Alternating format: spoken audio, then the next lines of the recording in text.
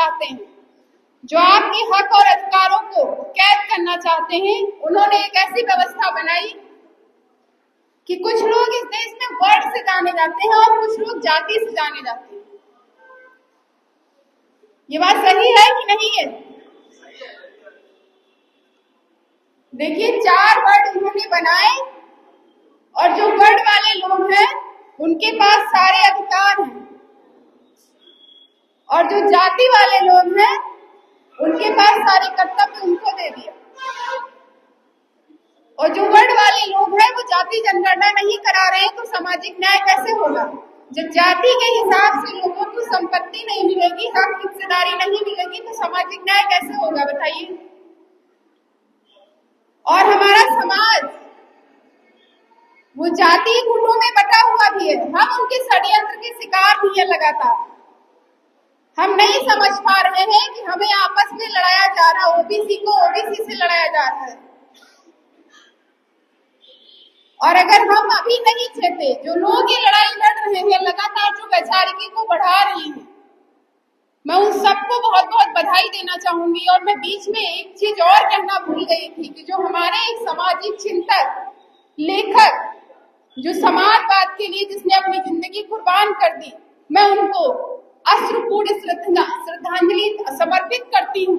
और मैं एक समाजवादी पृष्ठभूमि से आती हूँ, इसीलिए मैं भी उनके विचारों को, मैं उनको अपने विचारों में हमेशा जिंदा रखूंगी और उनके लिए जो बन पड़ेगा, उनके मान सम्मान के लिए हम सब लोग लगातार उसके लिए प्रयासरत रहेंगे।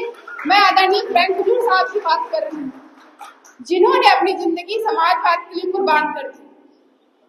तो हम सब लोग मिल करके उनके सपने को साकार करेंगे, जो सपना वो जीते जी अधूरा छोड़ गए।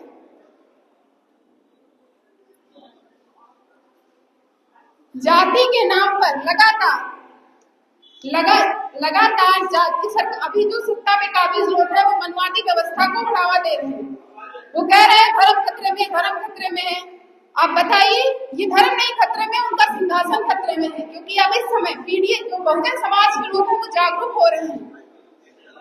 और अगर ये 90% समाज जिस दिन जागरूक हो गया तो उस दिन ये सत्ता का हुक्मरान होगा। और ये हमारी गलती है कि हम लोग आपस में लड़ते हैं। हम जो अलग अलग जाति में लोग हैं वो एक दूसरे से लड़ते रहते हैं। हम लोगों में सत्ता की भूख नहीं है, क्योंकि हम लोग आपस में लड़ने से फुर्सत पाते हैं क्या? मैं बताइए, सही कह रही हूँ कि नहीं कह रही हूँ? तो हम लोगों को सत्ता की भूख पैदा करनी होगी, क्योंकि अगर आप सामाजिक न्याय चाहते हैं तो आपको सत्ता हासिल करनी पड़ेगी। जब तक आपके पास सत्ता नहीं है तब तक आपके लोग कहीं पर काबिज नहीं है। आप देख लीजिए, मंत्रालय से लेकर के नीचे तक के चपरासी तक का देख लीजिए, कहीं पर भी आपके लोग काबिज नहीं है। और जब आपके लोग वहां पर नहीं होंगे तो आपको सामाजिक न्याय नहीं मिलेगा। आप जाते हैं थाने में इस समय एक जाति के लोग हैं, बताइए, आप रिपोर्ट लिखवाने जाते हैं तो आपकी रिपोर्ट नहीं लिखी जाती है।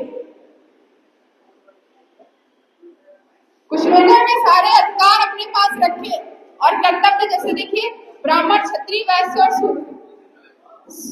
ब्राह्मण जो 3 लोग हैं, उनकी व्यवस्था एक है, उनकी संस्कृति एक है। और जो यहाँ पर जो लोग हैं जो चौथे स्टेप पर हैं, उनकी संस्कृति और उनकी व्यवस्था अलग है। वो व्यवस्था और संस्कृति फॉलो करते हैं जो ऊपर के 3 लोग बनाए हुए हैं। वो लोग अपनी संस्कृति और व्यवस्था को बनाने के लिए एकजुट हैं और हम लोग उसके लिए लड़ रहे हैं। तो बाबा साहब ने कहा है कि 3 लोग जो ऊपर के हैं वो आजाद हैं और ये जो नीचे वाले पादान है वो गुलाम है। और आजाद और गुलाम का एक धर्म नहीं होता, ना ही तो एक व्यवस्था होती है। आजाद होता है, वो अपने हिसाब से काम करता है, और गुलाम होता है। तो जब तक आप अपनी संस्कृति नहीं फॉलो करेंगे, आप जब तक ये नहीं समझेंगे कि जन्म से कोई ऊंचा नहीं होता है। अगर आप किसी को जन्म से बड़ा मान रहे हैं तो ये आप अपने साथ भेदभाव कर रहे हैं, आप अपने समाज के साथ भेदभाव कर रहे हैं। ये व्यवस्था और परंपरा ये गलत है, ये हमको गुलाम बनाने के लिए लागू करी गई है। वो लोग जो सत्ता में बैठे हैं वो आज जाति जनगणना से घबरा रहे हैं, क्योंकि हम संख्या बल में 90% हैं और फिर भी हमारी न व्यवस्था है न हमारी संस्कृति है। मान्यवर कांसीराम साहब ने कहा है कि सत्ता परिवर्तित हो चाहे ना हो, व्यवस्था परिवर्तित होनी चाहिए। लेकिन हम शासन में रहे, सत्ता में रहे, लेकिन हम व्यवस्था परिवर्तन नहीं कर पाए। और ये बात सच है कि जिसकी सत्ता उसी की होती है जिसकी संस्कृति होती है। ये बात सही है कि नहीं है? और जिसकी संस्कृति होती है और जिसकी सत्ता होती है उसी की संपन्नता होती है। तो बताइए, आज एक संस्कृति वाले लोग, जो एक संस्कृति को मानने वाले लोग हैं, वो सत्ता पर काबिज है कि नहीं है? उन्होंने अभी इतना बड़ा कुंभ करवाया, वो कुंभ में प्रशिक्षण को अपना जो परीक्षा कर रहे थे कि कितने लोग गुलाम हैं, कितने लोग गए वहां गंदे पानी में स्नान करने गए। ये कौन लोग थे? जो मरने वालों की संख्या थी वो कौन लोग थे? उनके लोग वीआईपी, उनके लिए रास्ते बने हुए थे, वीआईपी कुंड बनवाए गए थे। जब हम इस तरह के आयोजन करते हैं तो हमें संख्या बहुत कम देखने को मिलती है। क्या बताइए, इसमें हमारे समाज के लोगों की भागीदारी होनी चाहिए ज्यादा मात्रा में कि नहीं होनी चाहिए? चंद लोग मिलकर के समाज को नहीं बदल सकते। हमें एक दूसरे का हाथ पकड़ के, एक दूसरे का साथ देकर के इस समाज को और आगे ले जाना है। ये समाज की बाबा साहब ने कहा था कि शिक्षित बनो, संगठित रहो और संघर्ष करो। लेकिन हमारा समाज एक ऐसे, मैं कहूंगी, शिकार हो गया है, मनुवादियों का शिकार हो गया है कि वो लगातार हम शिक्षा उन्होंने हमसे छीन ली, शिक्षित हम हो नहीं पा रहे, संगठित हो नहीं। और जो कुछ लोग संगठित होने की कोशिश कर रहे हैं वो कहीं ना कहीं अलग अलग संगठन बना रहे हैं। तो जब तक आप अलग अलग संगठनों में बटे रहेंगे तब तक आप कैसे संघर्ष कर पाएंगे? बाबा साहब ने भी बहुत बड़ी बात कही है कि शिक्षित बनिए, संगठित रहिए और संघर्ष करिए। तो जब तक आपका समाज इस तरह का जो कार्यक्रम है अपने लोगों को एकजुट करने के लिए, मैं कहूंगी, एक शिक्षित करने का प्लेटफॉर्म है। लोग शिक्षित होंगे, संगठित होंगे, तभी तो संघर्ष कर पाएंगे। वो हमारे लोग जो बहुत भोले भाले लोग हैं उनको कहते हैं कि हम आपको शौचालय दे रहे हैं, वो ये नहीं जान रहे हैं, आप ये बड़ी होशियारी समझिए, वो आपको शौचालय देकर के अपने लोगों को सचिवालय में बिठा रहे हैं। हम 90% है संख्या बल में, फिर भी हमारे लोग कहीं पर नहीं। बताइए, हम यहाँ पे जितने लोग बैठे हैं, कितने लोग सरकारी अधिकारी पोस्ट पर हैं? कितने लोग हैं जो सरकारी पोस्ट पर हैं? किसके घरों में है कोई अधिकारी पोस्ट पर कि वहां से साइन करके क्या आप कुछ चीजें बदल सकते हैं? हमारे लोग कहीं नहीं है। और वो चंद % लोग हैं, वो सब जगह सत्ता से लेकर के अंतिम, वो कहते नहीं, वो हर पायदान पर स्थिर है। और जब से इनकी सरकार आई है तब से लगातार एक जाति के लोग हर जगह बिठाए जा रहे हैं। हम ऐसे लड़ेंगे सामाजिक न्याय की लड़ाई? कैसे लड़ेंगे बताइए, कैसे संभव है? हमारे लोग बड़ा हिंदू राष्ट्र हिंदू बने घूमे फिर रहे हैं। आपके उस हिंदू में क्या दिया गया बताइए? आपकी उसी हिंदू व्यवस्था में अगर इस देश में संविधान नहीं लागू होता तो हमारे पीछे झाड़ू और आगे हांडी वही लोग मांगते थे। उन्होंने ऐसी व्यवस्था बनाई कि आप आजाद, आप गुलाम बने रहे और वो आजाद बने रहे। और आज भी वो लोग, आज मैं तो बाहर जाती हूँ, मैं देखती हूँ कुछ एक वर्ड के लोग, मैं उन्हें वर्ड जाति नहीं कहती हूँ, मैं उन्हें वर्ड मानती हूँ। और आपको भी ये मानना पड़ेगा कि वो उनकी संस्कृति अलग है, उनकी परंपराएं अलग है, उनके रीति रिवाज अलग है।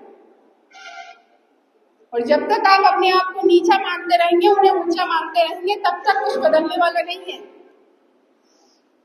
लड़ाई हमें लंबी लड़नी पड़ेगी, तभी हम कुछ कर पाएंगे। ये समाज जब तक अलग अलग जाति अपना अलग गुटों में बटा रहेगा तब तक कुछ नहीं हो सकता इस समाज का। हम संख्या बल में, मैं बार बार कहती हूँ, संख्या बल में इतने % होने के बावजूद हम कहीं पर नहीं है। इसका मतलब हम मानसिक गुलाम हैं। और जब तक हम मानसिक गुलामी नहीं छोड़ेंगे तब तक हम आपको, मैं कह तो नहीं हूँ आपको मानसिक, भले ही आपको अंग्रेजों से आजादी मिल गई हो, लेकिन सबसे बड़ी गलती होती है कि सबसे बड़ा गुलाम वो होता है जो मानसिक गुलाम होता है। और मानसिक गुलामी ये कहती है कि किसी ने कह दिया कि बंदर ने सूरज को निकल लिया था, ये मानसिक गुलामी। कोई ये कहता है कि बालक हाथी यहाँ ब्लड ग्रुप मैच नहीं करता है तो इलेक्शन हो जाता है, डॉक्टर कहते हैं नहीं मैच हो रहा, ब्लड नहीं चढ़ेगा, लेकिन यहाँ किसी और का सर किसी और को उसमें फिट कर दिया जाता है। ये है मानसिक गुलामी। और हम लोग मान लेते हैं। अभी मैं आ रही थी लखनऊ से आते हुए तो मैंने हर गली चौक चौराहे पे ये देवता वो देवता, ऐसा लग रहा था पूरी पृथ्वी की यहाँ की जो अर्थव्यवस्था है यही संभाले हुए। हम लोगों को लगातार वो लोग कहते हैं कि मंदिर के लिए लड़ाई लड़ो, लेकिन मंदिर वाले मंदिर छोड़ करके मुख्यमंत्री बन रहे हैं, वो संसद पे कब्जा कर रहे हैं। तो बताइए हमारे लोग गुमराह है कि नहीं है? हम क्यों इनके सकुफे में आ जाते हैं? हम क्यों ये नहीं सोचते हैं कि हमारा ये वही लोग है जो हमको गुलाम बनाना चाहते हैं, तो और आज भी वो चाहते हैं कि हम गुलाम बने रहे।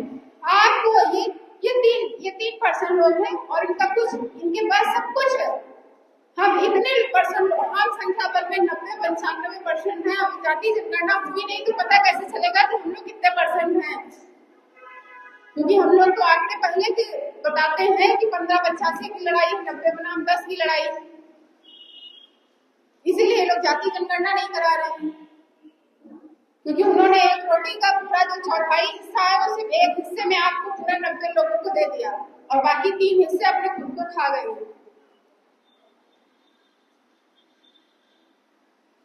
सभी लोग यहाँ बहुत समझदार लोग बैठे हैं